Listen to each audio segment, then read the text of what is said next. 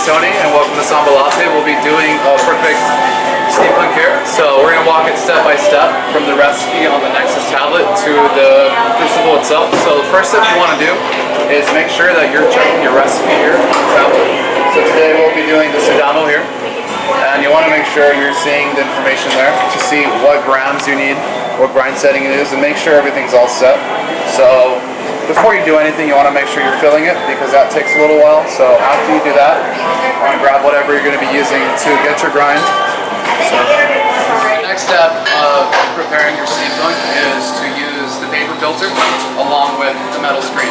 So those are inserted here. It's a slit. This one goes anyway. You put that in your plunger, your piston, and after you put the metal screen, there's two slits, so it'll only go between two ways. So you want to make sure you're putting that there. It's snug fit. Whatever vessel you'll be using for your grinds, and tear that. You want to make sure it's at 0. And for this recipe, we'll be using an Ethiopia Sedamo with 25 grams. So you want to make sure you're adding the correct amount of grinds.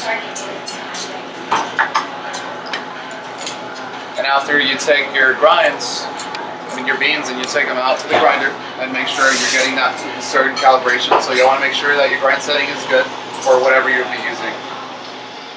Then just make sure that this is set to whatever the recipe states.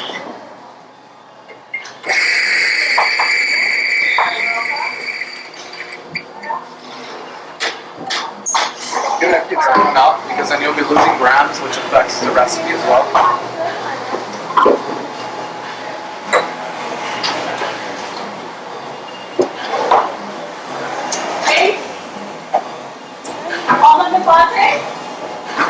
So you always want to make sure you're running water through these, just in case there's any fine soup. You want to make sure you're running some water, or at least run it to preheat the vessel as well. You don't want to run it over a cold crucible because that affects the temperature and it doesn't allow it to brew properly, so it can overfill or underfill. So that's one of the big issues we have.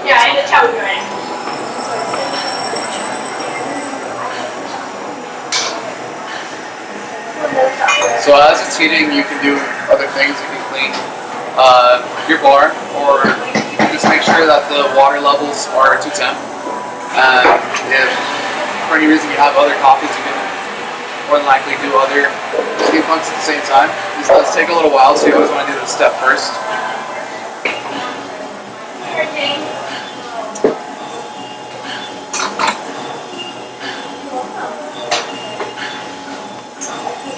Another thing to note is as the pressure builds up, you want to make sure there's no leaks in the bottom. If there is any leaks in the bottom, the steampunk runs off of pressures and vacuum, so you will lose some vacuum and therefore causing it to have a slower extraction at the end of the whole cycle. So after you dump in your grinds, you want to get your tamper and even out the grinds inside. It's a light tap. All you're doing is just to make a consistent agitation for the first bloom. So once you're ready, you push the start brew button, really straightforward, and just observe your coffee and see how it's running.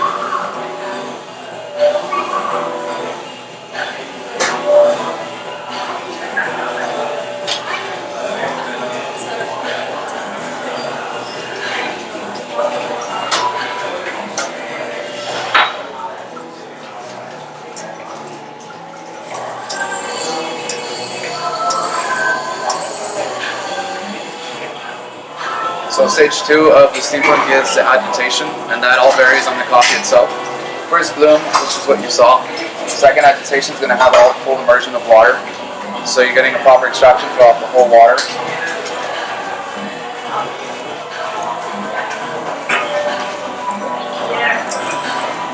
So third agitation kicks into place, and after the third agitation, it's going to break the vacuum and it's going to suck all the way down. You want to make sure everything is going down at a decent pace. If it slows down or stops, that means that it is jammed, or you lost a lot of vacuum due to leaks. So there could be a lot of factors to that.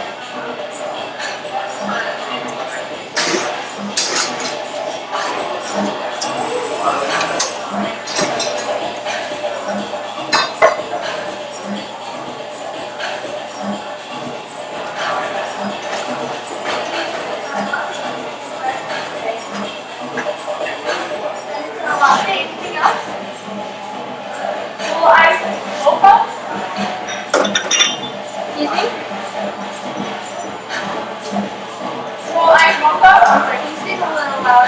And that's how you make a steampunk.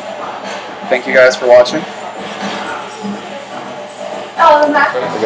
So last step to the steampunk is just removing it and extracting coffee.